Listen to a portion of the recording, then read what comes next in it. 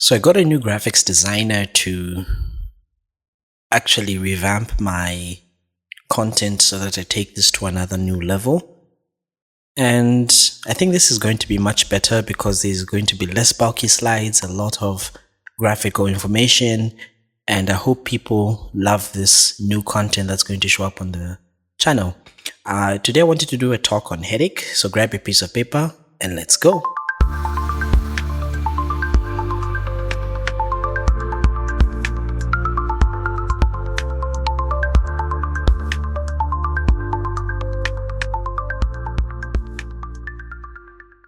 Hello and welcome to MK's Medical Review series. My name is Dr. Mosesjrk. This is a series on my YouTube channel where we look at medical topics in depth.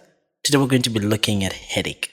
I can't believe that I've had my channel for some time now and I haven't done a video on headache. So I thought I would do this video for you guys so that you have a good understanding of what headache is and how to evaluate patients with headache.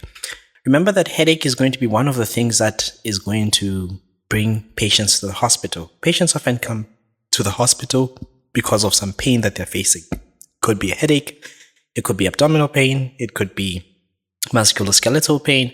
They come to the hospital often because they are in pain or they have noticed something that's out of the ordinary. So worldwide, this is actually the most common medical symptom, and it could be caused by many different things.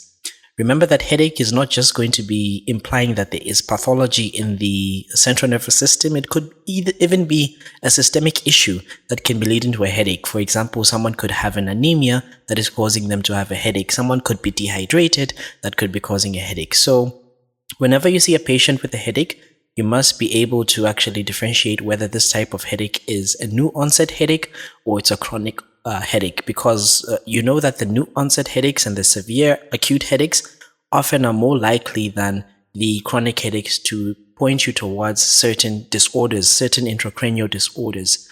In terms of headaches, we can largely divide them into two main types. You have what is known as the primary headaches. By the word primary, you already know that that's idiopathic, so we don't really know the cause of this type of headache. I want you to remember three main types of headaches. These are very commonly tested on your exams. You have migraine headaches, you have tension type headaches, and you have cluster headaches. Then you have those that are secondary to some sort of disorder. It could be a disorder that is going to be affecting the central nervous system. For example, it could be an increase in intracranial pressure. Someone could have what's known as the tumor that's growing, a mass that is growing. There could be infections, like for example, patients with meningitis, patients with encephalitis could present with a headache. It could be patients that have sustained some form of trauma to the head that could have headache, or some systemic disorder. Like I gave you an example of anemia where a patient may be presenting with headache. Now, there are some myths that are there, and I'm sure you have believed some of these things. One important one is that headache, once you have a headache, hypertension is a common cause of headache. Actually, it's not. Unless if a patient has malignant hypertension, hypertension rarely actually causes headache. There's usually something that is underlying. And number two, it could be due to, people think that headache is due to eye strain. Maybe they tell you that you need glasses because of a refractory error. So refractive headaches actually, or rather refractive errors, rarely cause headaches. The evidence actually behind this is quite poor when you look at the journals and when you look at the research that has been done. And another common misconception is those that people that have recurrent and even chronic type of headaches, you should consider sinusitis as a cause. Actually, sinusitis rarely causes a recurrent type of headaches or even chronic type of headaches. So headache is something that you must be able to evaluate very well to have a good idea of what is going on in your patients. Now, one interesting thing is that the brain actually doesn't have any receptors. So why then do we have a headache? Remember that most of the pain that's going to be arising because of this headache is going to be arising from certain structures. It could be from the meninges, it could be from the extracranial vessels, it could be from the scalp, it could be in the neck and even the facial muscles, paranasal sinuses, eyes, and teeth. All these have pain receptors, but the brain substance itself is not going to have any pain receptors, and most of the headaches are going to be mediated by two important cranial nerves. That's cranial nerve number 5, which is the trigeminal. Remember, it's divided into 3 divisions: an ophthalmic division, a maxillary division, and a mandibular division. So it means that in some types of headaches, you may actually present with certain types of autonomic symptoms. You may sometimes present with things like things like tearing of the eye and these autonomic symptoms. Then it's also mediated by the glossopharyngeal nerve as well as the upper cervical sensory root. Now, when you're evaluating a headache, 3 important things that you must keep in mind. Remember, for every patient that you're going to be seeing, you're going to be wanting to take a history in this patient, you want to perform a physical examination, and you want to look out for those red flag signs and symptoms. Put everything together and see how you're going to further evaluate this patient. Because if you have a patient that has come in with certain red flag symptoms, they need further evaluation, they need further investigation, and probably prompt management. For example, if someone has a mass, an intracranial mass that is suggestive of a tumor, they may have a headache, but they may have other symptoms that may point towards that may need further evaluation. So whenever you're taking your history, remember this is a patient that has come in with pain. So they have come in with some type of pain. So you want to look at the Socrates when you're evaluating the pain. You first look at the site, where exactly the headache is. Is it localized to one part of the head? Is it half of the head? Is it the entire head? There are different types of presentations. For example, migraines tend to affect half of the head. Cluster headaches tend to be clustered around the eyes and around one side of the head. They tend to be unilateral, while tension headaches tend to be generalized. So they'll form like a vice grip or like a band around the head. So locations are very important to actually determine what type of a headache this person is having. Is it something that was sudden or something that was gradual? Remember that if someone comes in and they tell you that I've had the worst headache of my life, it happens suddenly. The things that you could be accounting for, things like subarachnoid hemorrhage, maybe this person has had a stroke. And then, or if it's gradual, maybe you're thinking, is something growing inside this person's head? Maybe this could be a mass. How long have they had this headache for?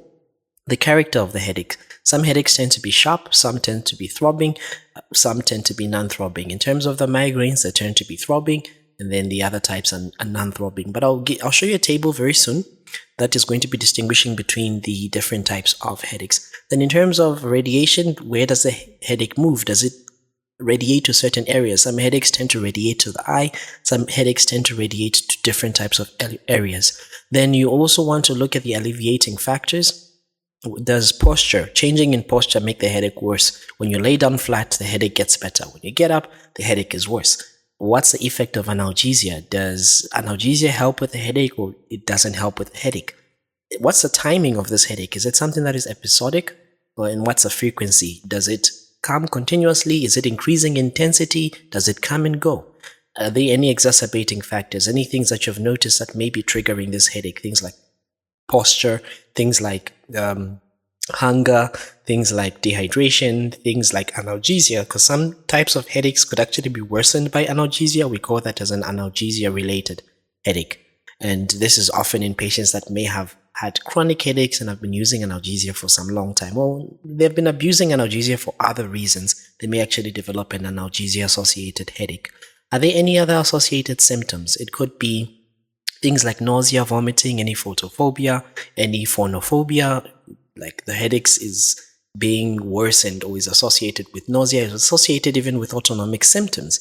What's the severity? Usually this is a very subjective thing to do because patients will tell you that, oh, I have a headache and it's like the worst headache of my life. And others may have a higher pain threshold, others may have a lower pain threshold. So usually there is a bit of subjectivity in terms of severity. Then once you have taken your history, remember that it's also very important to ask for a family history of headaches because some of these primary headaches tend to be familial. For example, with migraines, they tend to have some familial predisposition. Then you want to look at the physical exam. You're looking for red flag signs. So when you examine the patient, if they have a fever, if there are features of meningitis like a neck stiffness, a positive Kernig's, and even a positive Brzezinski's sign, this could be pointing towards meningitis. Sometimes they may have features of meningism, like they may have the nuchal rigidity, they may have the Kernig's and the Brzezinski sign, even in other non-infectious causes like a subarachnoid hemorrhage. Do they have features of increased intracranial pressure? Do they have any localizing signs? Do they have any focal neurologic deficits? Do they have any anisocoria? Is there any weakness that is noted on the face? Any weakness that is noted in any of the limbs? Any deviation of the eyes? Deviation of the gaze? This could be all pointing to features of a mass in the head. These are all pointing to red flag signs. Do they have any claudication when you palpate the jaw, when you palpate the temple? Is it tender? This could be pointing you towards giant cell arteritis. This has been a demographic of a patient that is elderly, usually above 50s. Most of them actually could even be in the 70s. They'll have a very, very high ESR, and they'll have this tenderness when you palpate the temporal area. Then you have a diagnosis of giant cell arteritis. So you'd want to get a biopsy of that. If you indeed confirm, you start the patients on steroids. You also want to check your vitals. Very important. There may be some derangement in the vitals, and you want to do a fundoscopy. Suppose this patient has increased intracranial pressure, you may see features of the papilloedema on the endoscopy. So the third thing is, of course, you want to highlight your red flags and put them together. So I use a mnemonic that's known as SNOOP to help you remember. So the first thing, if they have systemic symptoms, it's a red flag. If they have weight loss, if they have fever, they are HIV positive, they have features of giant cell arteritis, this is a red flag. If they have neurological signs and symptoms, if they have features of papilloedema, altered mental state, tinnitus, seizures, focal neurologic deficit, it's a red flag. The onset, is it sudden? Are they describing it as the worst headache of their life? That's a red flag. It could be pointing towards subarachnoid hemorrhage. Is it a thunderclap type of headache? The onset also above 50. Anyone with a headache above 50, this is a red flag. And if the pattern has changed, is the positional changes? Is there any pulsatile tinnitus that is there? If you have any of these red flags, you have to further evaluate your patients. You have to order for a certain imaging. So here is a picture of a fundoscopy that's showing papilloedema. As you can see here, this is where the optic disc is. You can see that the margins here of the optic disc are actually blurred out. So this is what we see in papilloedema. You should know how to do a fundoscopy on the ward. So there are certain things that are going to be warranting emergency evaluation. Any patient that's coming with a thunderclap headache, any patient with acute neck pain, or if they have Horner's syndrome, or if they have any focal neurologic deficit, if they have a headache with leukorigidity, a headache with fever, a headache with positive Kernig's or Brzezinski's sign, if they have any ocular or periocular symptoms like reduced vision, periorbital pain, ophthalmoplegia, if there's any suspicion of carbon monoxide exposure, these are patients that need further evaluation and further investigation. Now we'll move in to talk about the primary headaches, with the main focus being on migraines. Remember that there are three main types of primary headaches that you need to be wary of for the purposes of your exam. So you have a tension type of headache, which is quite common because I'm sure you've had a tension type of headache. I probably have a headache right now when I'm making this video. You have the migraine type of headache and you have the cluster type of headache. Here is a representation graphically also of how they look like. As you can see, tension, it's like a band around the head. Migraine usually half. Then cluster usually is clustered around the eye. You may even be some eye symptoms on this type of headache. So here's a distinction between the three types of headaches: migraine, tension, and cluster. In terms of the site, migraine tends to be unilateral, retroorbital. Tension tends to affect the entire head, especially the occipital muscles, and then cluster tends to be unilateral. Usually it's clustered around the eye. The onset for the migraines is gradual, and the tension headache is slow and insidious, while in cluster headaches is sudden and explosive. Cluster headaches are quite severe. They actually describe it as labor in the eye because the pain comes in short bursts and it increases in intensity, and it's actually much more common in men. So you can think of it like labor in the eye. Then it tends to be, migraines tend to be sharp and pulsatile, so they are throbbing type of pain, while tension tends to be like a wrapping, or a vice grip like feeling around the head. The cluster tends to be stabbing and squeezing. In terms of migraine, it radiates to the supraorbital area. Tension is around the head, and then cluster is also supraorbital area. In terms of things that make it better, analgesia may have some effect on migraines, cluster, and even tension headache, but in tension headache, even avoidance of the triggers will have some preventive effort or preventive effect on the type of headache. In terms of the timing, the tension and the migraine usually are hours to days, while as the clusters happen in minutes, and they tend to be actually quite multiple. The exacerbating factors in terms of migraines are things like light, things like sound, sometimes even weather, while as tension are things like stress, insomnia, hunger, even eye strain. Then usually cluster are usually random. There's no single thing that we have associated to trigger this except for smoking, which is why whenever you get a patient with cluster headaches and they smoke, one good thing that they should do is to stop smoking. Then in terms of severity, migraine tends to be about 6 to 7 out of 10. Tension is less than 6, and cluster is usually greater than 8. So patients can actually even kill themselves and commit suicide if they have a cluster headaches. Migraine tends to be associated with nausea, vomiting, and some aura symptoms. Tension doesn't have any aura. Cluster usually will have some eye symptoms. So they'll have some redness in the eyes, they may have some tearing of the eyes, they may have rhinorrhea, they may have facial swelling, sometimes they may have Horner's syndrome on the affected side. So we'll begin with migraine. So the word migraine actually comes from a Greek word which means hemicrania, so one side of the head. So this is a headache that is throbbing, that is affecting one half of the head. It's actually an episodic neurovascular phenomenon that is characterized by a unilateral headache. So in the initial phases of someone getting a migraine headache, there's actually going to be some vasoconstriction of the vessels, paradoxically, and eventually this is going to vasodilate. And if it vasodilates every time the heart beats, these vessels are hammering against the bony structures in the skull. This is causing a throbbing type of headache. And we really don't know the underlying cause of this and what actually leads to migraine disease or migraine headache. There's very little that we know about it. But what we know is that it actually is much more common in boys than it is in girls, but in older individuals, it's much more common in women than it is in men. So this may be because of estrogen, some influence of estrogen. So we tend to see it in about 15 to 20% of women and in about 5 to 10% of men. And most patients usually are between the age of 24 to 50. And in 90% of the women, they would have had it before the age of 40 years. And for most patients, it's actually quite debilitating. So whenever you see a patient with migraines, make sure that you investigate them thoroughly, make sure that you rule out any other things, major issues that may be there, and make sure you treat them adequately. What are some of the triggers that may cause migraines? Eating. If someone is skipping meals, so hunger can cause migraines. Excessive alcohol intake can cause migraines. These are very important to know because you want to tell the patient to avoid these things. And there is some popular belief, if you read most books, there is some popular belief that certain foods actually trigger migraines, but it's actually very rare. So things like chocolate, things like cheese, there is some belief that this can trigger migraines, but it's actually quite rare. Irregular sleep, whether you're getting too much or too little. Stress, usually including that period of letdown after a period of stress. For example, you've been stressed about the exam and then there's that relief.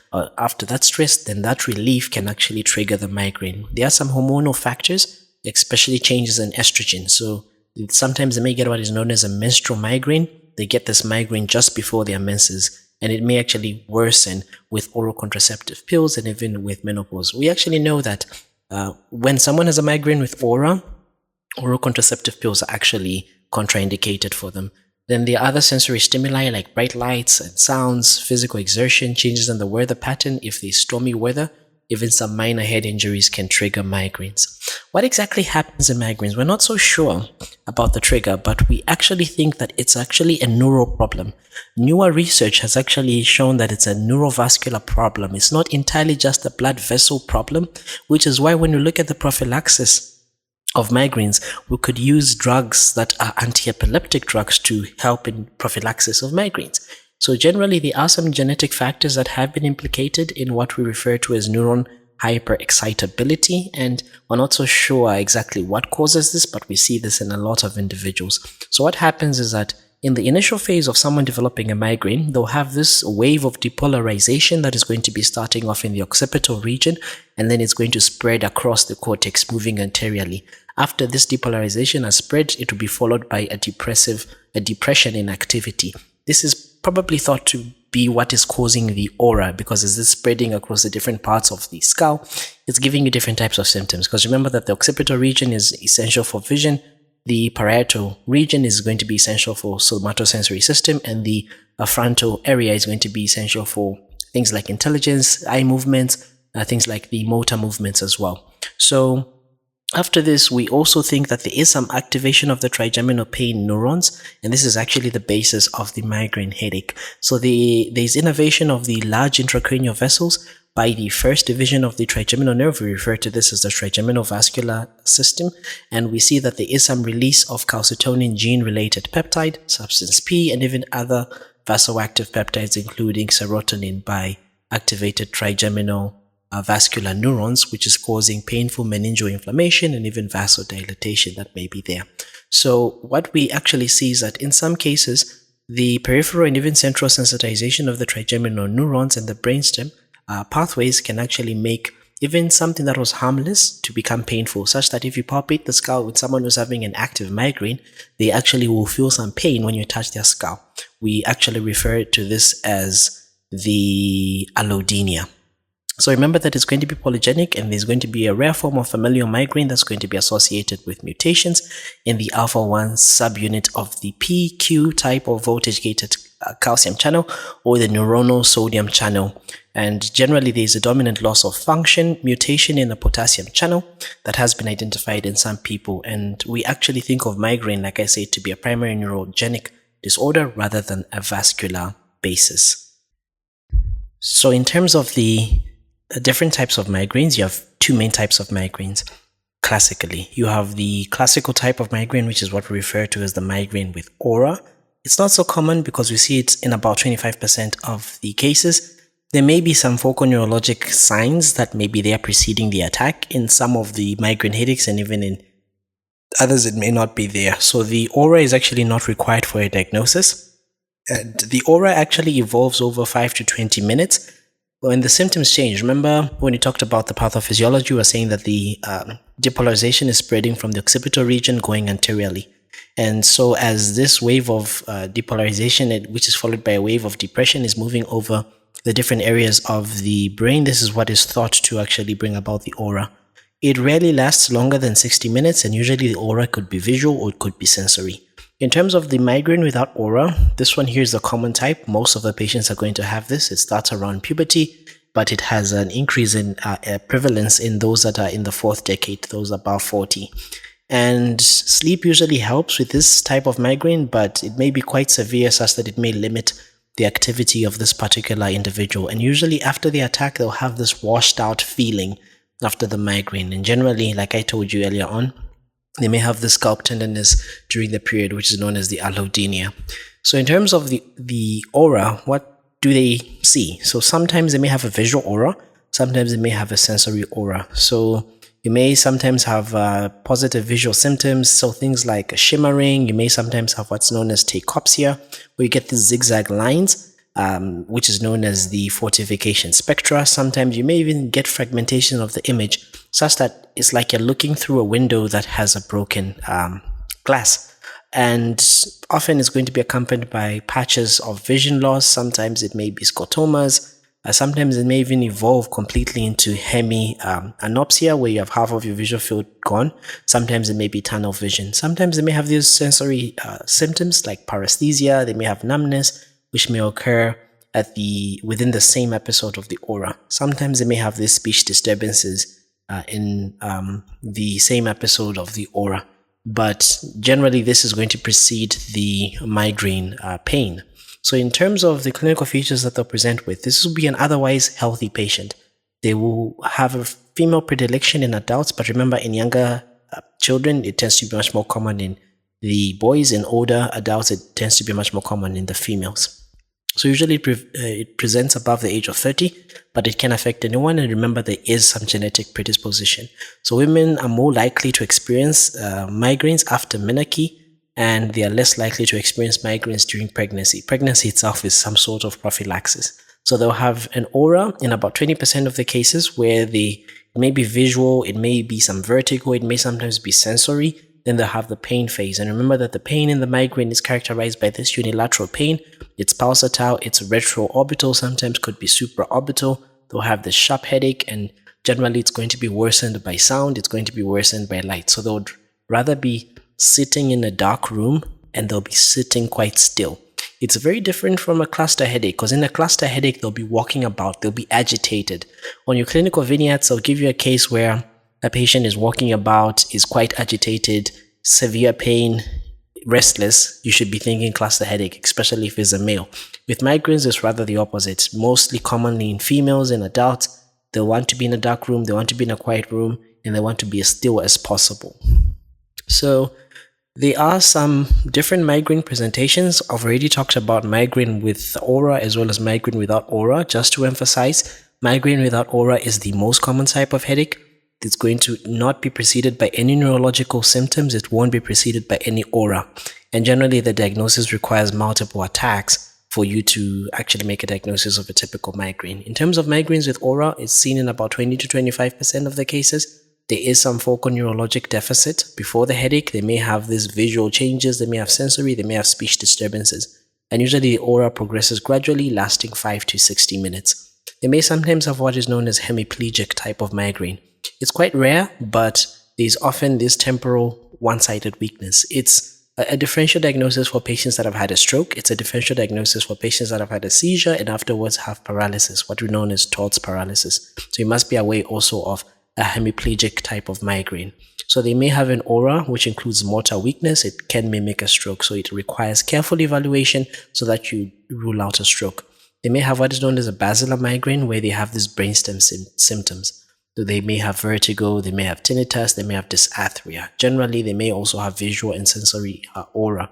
This one here, you should be able to distinguish it from other brainstem pathologies, other brainstem strokes, for example, because those can be quite lethal. Remember that the brainstem is going to be having the bodily functions that keep you alive. Sometimes it could be an ophthalmologic type of migraine where there's paralysis of the eye muscles, which is causing drooping and even double vision. This one can often precede a headache. Usually it's rare and it's mostly a diagnosis of exclusion. Sometimes they may have an acephalic type of migraine where they have an aura, the aura symptoms, but they don't have a headache afterwards. Generally, they may have visual or even sensory aura, then they don't have the headache afterwards. It's actually quite important to recognize this and to avoid any misdiagnosis in this particular cases. So then in terms of a migraine without an aura, which is the most common types, you need about 5 or more attacks that are lasting 4 to 72 hours. And you need one of these things. So you need at least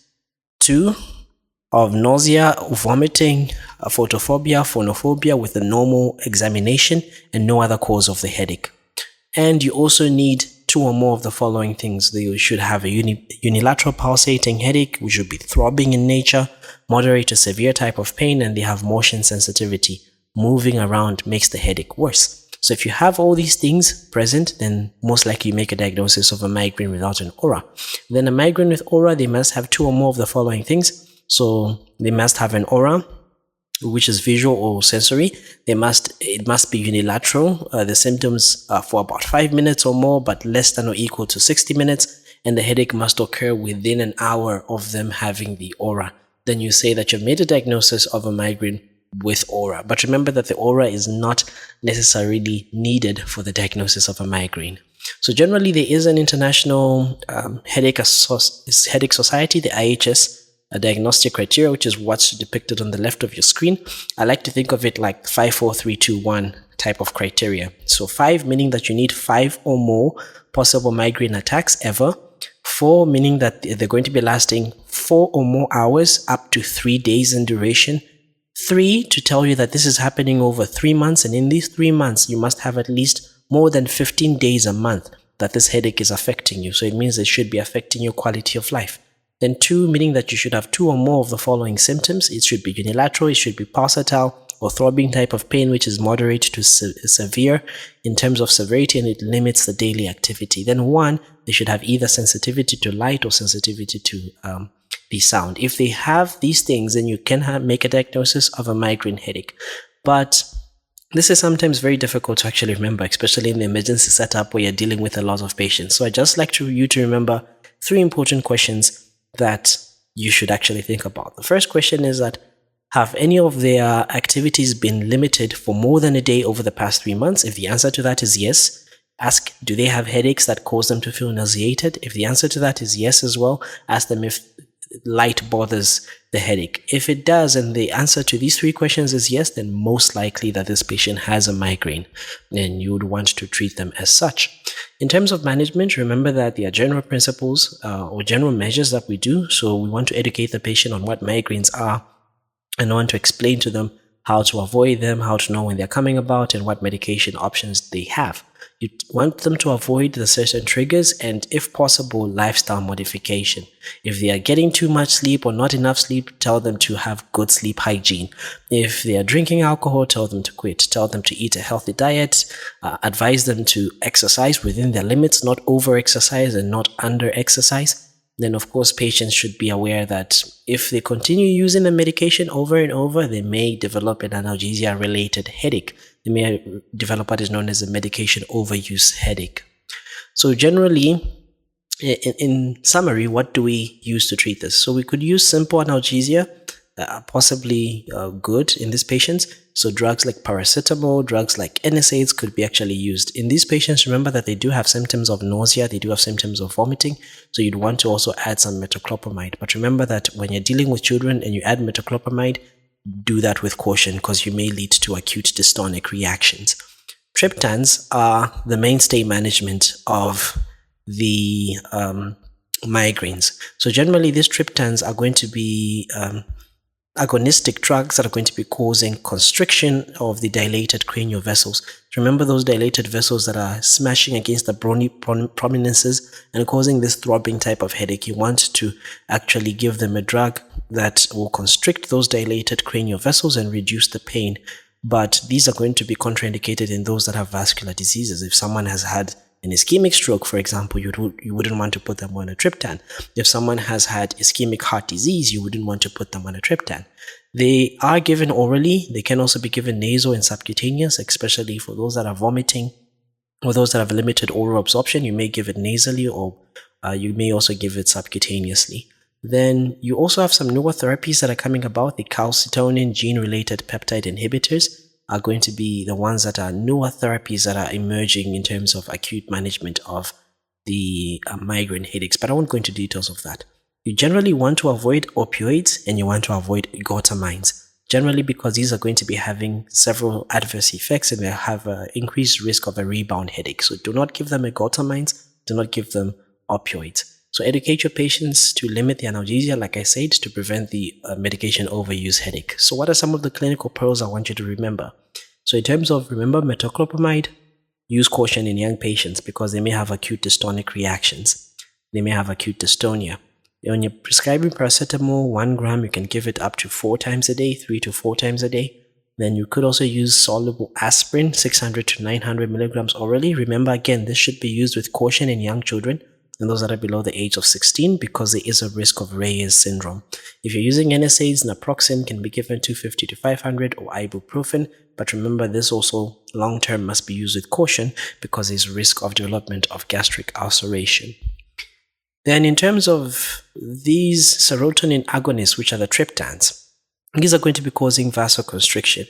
And remember that once you cause these vessels to constrict, then those plexus, the nerves that are surrounding these vessels, are going to be firing less, and such that this is going to be reducing the mediation of the pain in terms of this headache. So generally, these drugs are recommended to patients that are above the age of 18 years. Anyone who's less than 18, generally don't give them oral triptans. You may consider nasal triptans or other options. The first ever drug that was there on the market is known as sumatriptan, 50 to 100 milligrams orally, or if you're giving it subcutaneously, 6 milligrams. But now there are more available drugs on the market, things like amlodipine, elatriptan, frovatriptan, rizatriptan, zolpidem, and so on and so forth. These are different routes of administration, different dosages.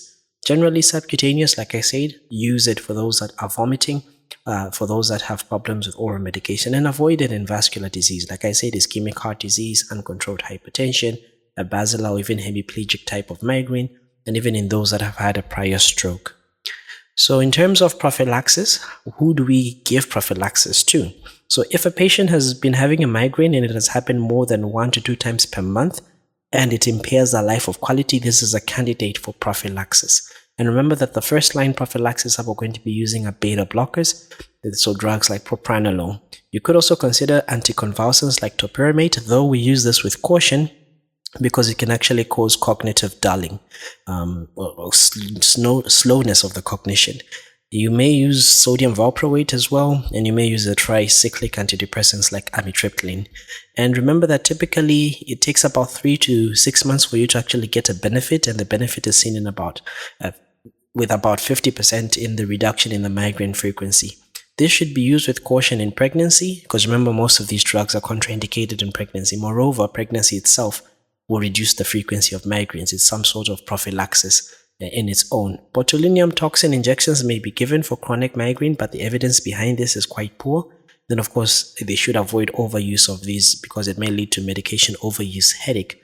And generally, if you do have red flag symptoms or the headaches are not responding to whatever you have been treating, make sure that you refer them to a neurologist for proper evaluation, because there are some different types of headaches that may respond to different types of analgesia, like indomethacin, for example. Maybe you could be dealing with a different type of headache, an ice pick type of headache. So you want to refer them to a neurologist so that they can actually adequately review them and put them on the right medication. So in terms of the beta blockers, propranolol is a first line of drug, 80 to 160 milligrams extended release. This is the first line management. Clinical approach to remember about this is that avoid beta blockers in patients that are asthmatic, avoid it in patients that are diabetic, avoid it in patients that have a symptomatic bradycardia, or even in patients that have bradycardia, avoid the beta blockers.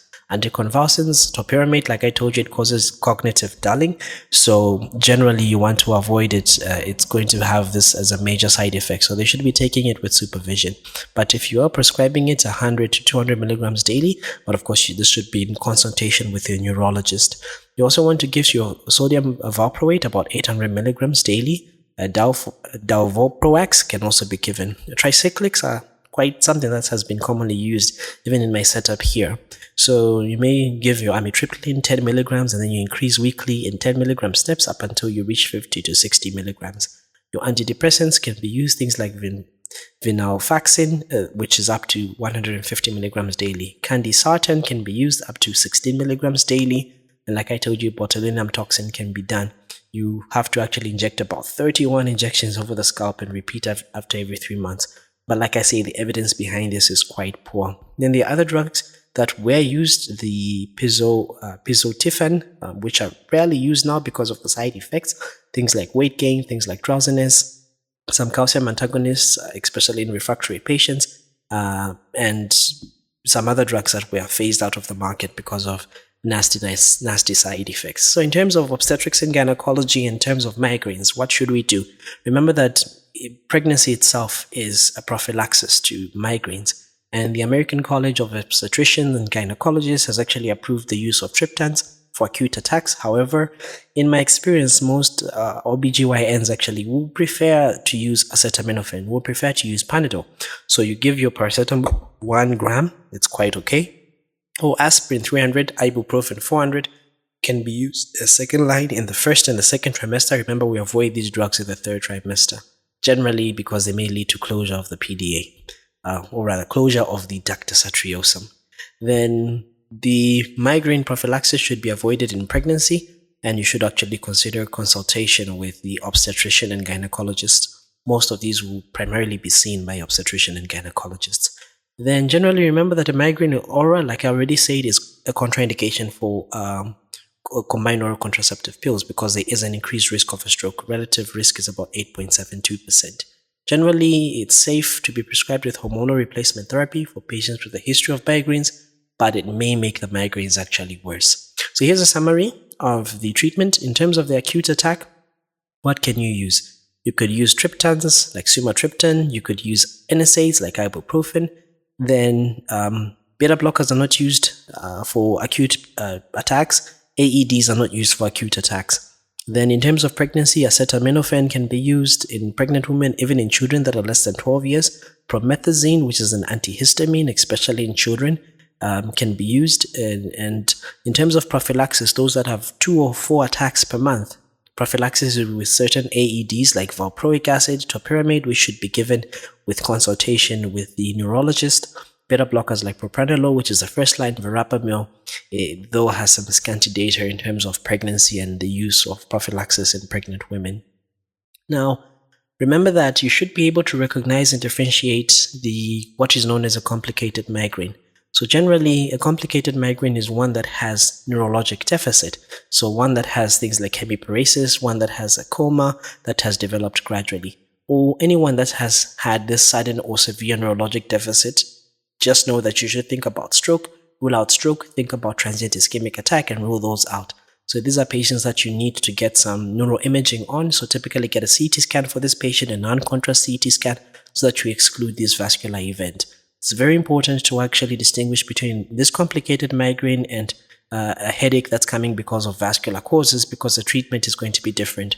And you want to consult your neurologist quite early and recommend them for neurological assessment, especially if they come in with red flag symptoms. Then we move now to tension type of headache. This one here is the most common type of primary headache, because think of a time when you had a headache. It was probably a tension headache. You're studying for exams, you are maybe hungry, you're maybe angry with something, you were tired, you were stressed, you probably had a tension headache. So this one is usually caused by sustained occipital muscle contraction. It may be feeling like this band, this tight vice around the head, without any pulsation, without any aura. It may be triggered by things like stress, fatigue, hunger, and even anger can actually trigger it. And generally, the clinical diagnosis will be clinical, or the diagnosis is clinical. There's no need for imaging, no need for any other test. Generally, this will be a patient that will come in with a headache and they have a normal neurologic examination, no focal neurologic deficit, no features of an aura. Then you're thinking this is a tension type of headache. So the treatment is with NSAIDs or simple analgesia like paracetamol. Sometimes you may consider amitriptyline in terms of a prophylaxis if they have these frequent headaches. There are some other things that could help, things like massage, ice packs, relaxation techniques. They could give some relief, but you also have to stress to this particular individuals that they have to avoid using a lot of analgesia over time, because generally they will have a rebound type of headache. Depression is also a common feature that we tend to see in these people with this type of headache. And remember that these tension headaches can be attributed to things like cervical spondylosis, refractory errors, high blood pressure, though like I told you in the very beginning, the evidence that's linked to this is quite poor. Then last but not least is the cluster headache. So remember that cluster headaches are part of a group of headaches which we call the trigeminal autonomic cephalgias. So they're just a group of primary headache disorders which are going to be characterized by, number one, they're going to be characterized by this unilateral trigeminal distribution type of pain. Remember that the trigeminal nerve is going to be divided into the ophthalmic division, the maxillary, and the mandibular.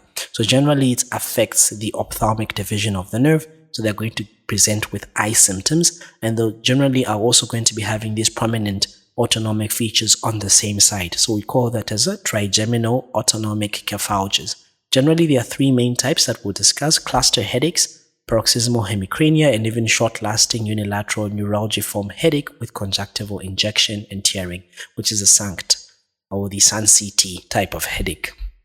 So beginning with the cluster headache, like I told you, this one is like labor in the eye. You can think of it like someone is having labor in the eye. Very, very severe. So these cluster headaches are quite rare, but they commonly affect men. It's a very severe headache that is happening in the eye. It's severe, it's rather unilateral, and it's going to be around the eye. It may be lasting 15 minutes to 2 hours. They come multiple. So they may sometimes have multiple in a day that are occurring in clusters that last weeks.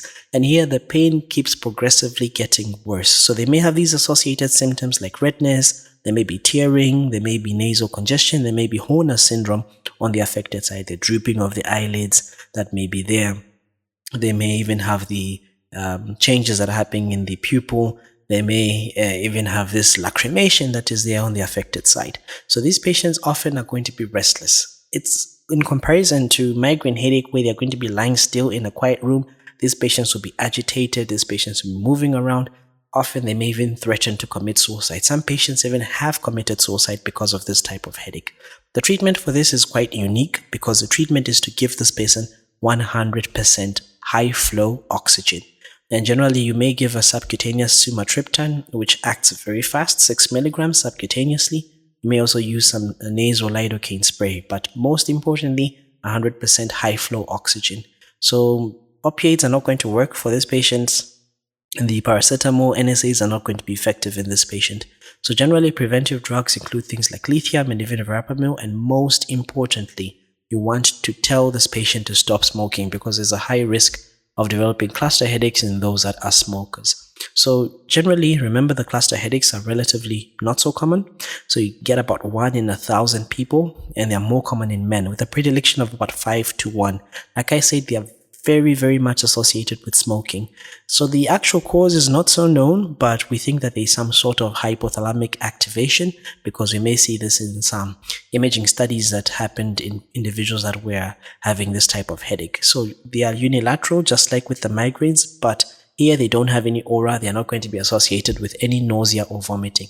Most of our patients are going to be between the ages of 20 to 40, and usually the headache comes and goes in clusters. Like I told you, think of labor happening in the eye. So generally it may last a few minutes. It may actually have happened several times a day, sometimes to even the whole week. Sometimes it can last weeks. They'll have tearing of the eye, nasal congestion. They may even have Horner's syndrome on the affected side. And like I say, they'll be moving around, unlike with migraines where they are still, and they may actually even threaten to commit suicide. So generally your patients are severely distressed, they're agitated.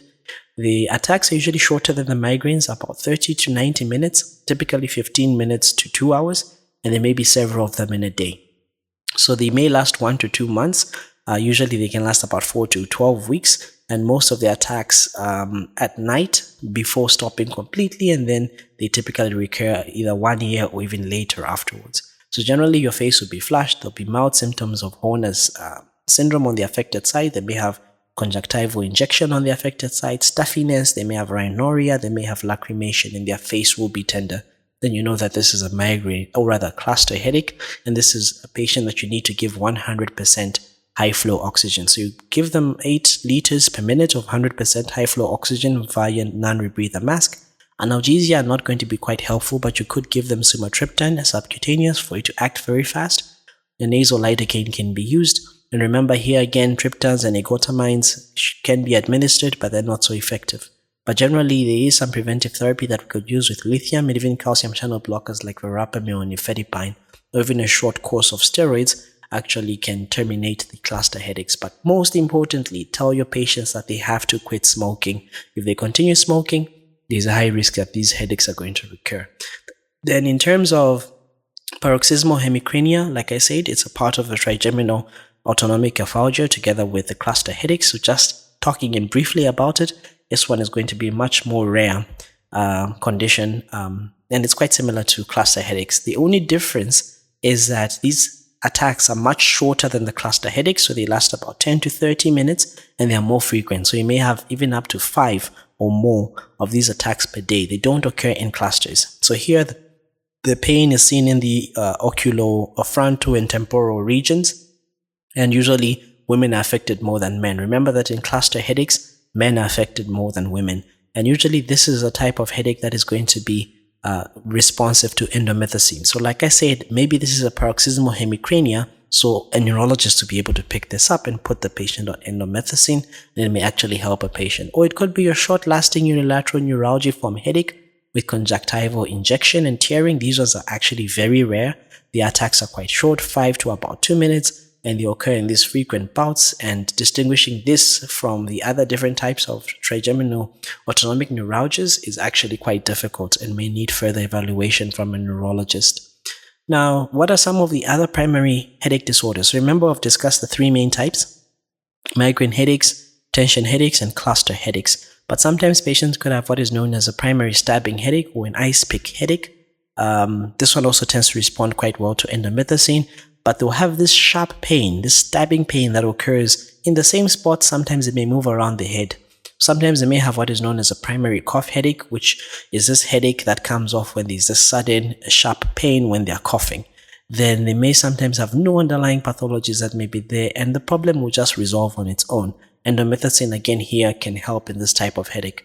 An LP with removal of CSF can also help. Sometimes they may have what is known as a primary sex headache, where there's this explosive type of headache when they reach orgasm, and often it resolves spontaneously. This must be investigated quite well because it could be a subarachnoid hemorrhage as well. There are other different types of headaches, things like hemicrania continua, primary exertional headaches, hypnic type of headache, which is triggered by sleep, and then you may have a primary thunderclap type of headache. So you can actually read up on those different types of primary headache disorders on your own, but mostly on your exams, they're going to be testing you on tension types of headaches, cluster, and even migraine. You should be able to distinguish between the 3.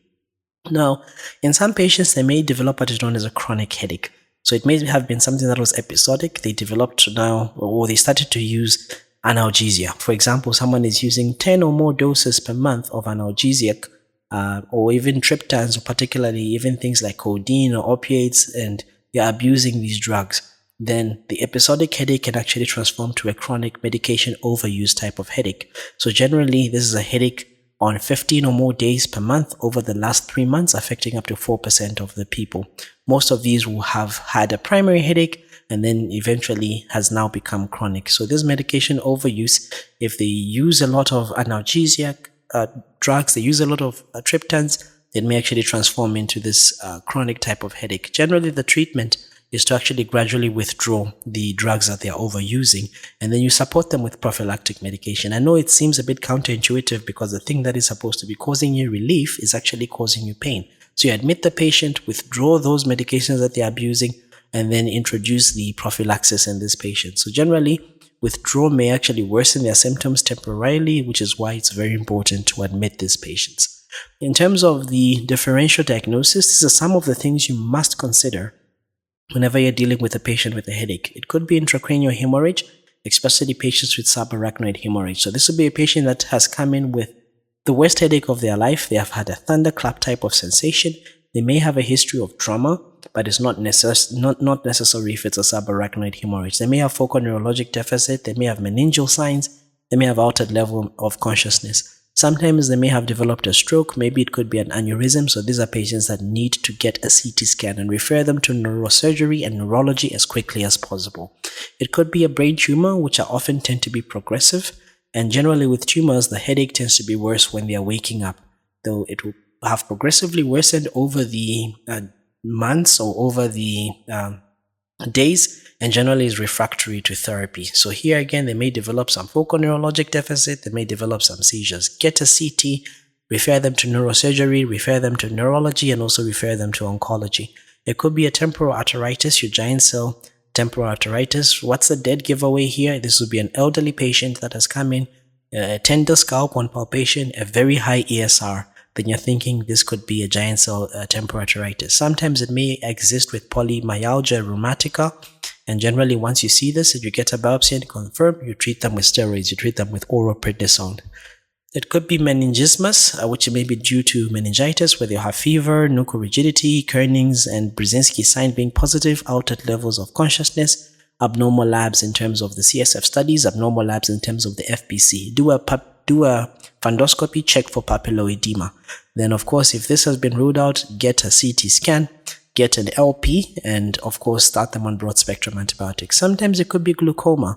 So generally here, the eye pain will precede the head pain. So they'll have this eye pain, the worst pain in the eye, then they'll have a headache. Usually points towards glaucoma. So there'll be decrease in acuity, there'll be ocular disturbances, maybe they'll have double vision, halos. They may sometimes have these symptoms and they're not going to be worsened by sound, they're not going to be worsened by light. You want to refer them to ophthalmology. One important one to remember that comes and shows up on exam is pseudotumor cerebri.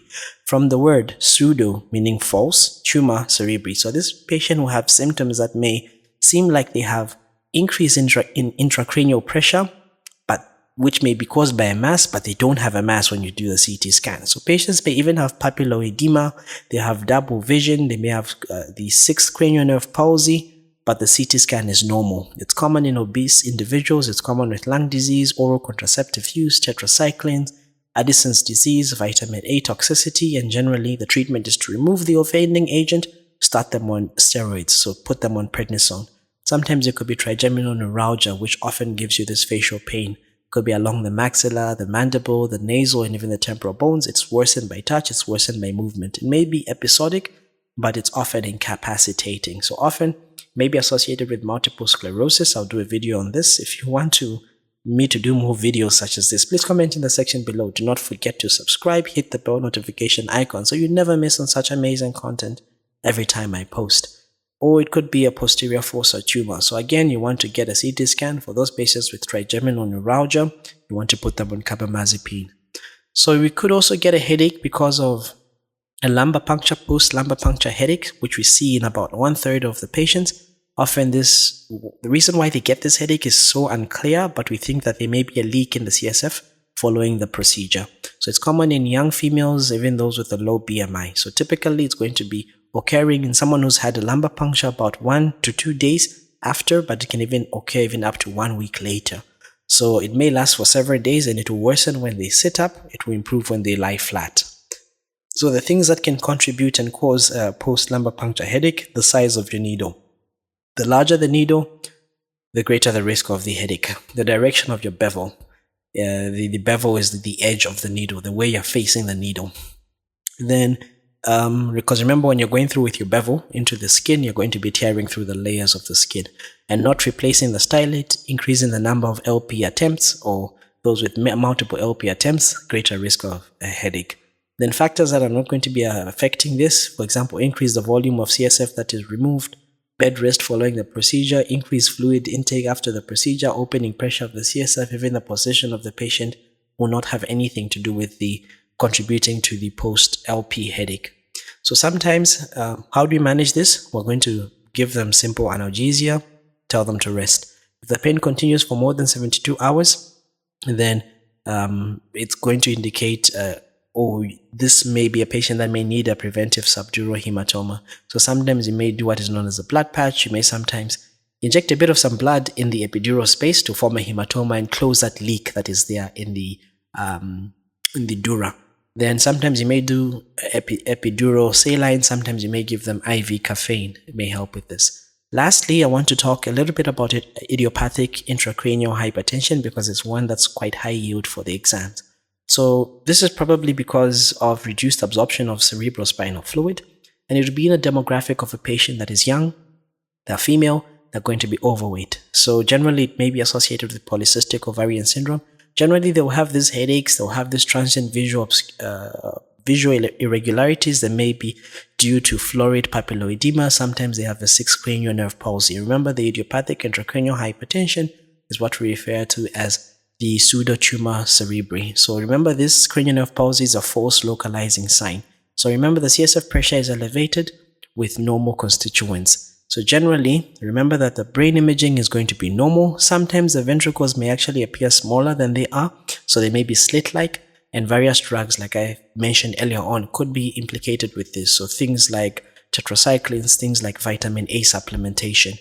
Other causes of papilloedema must be ruled out in these patients. And generally, sagittal sinus thrombosis can cause a similar picture, so you want to actually look at an MRI venograph. And remember that this condition is quite self-limiting.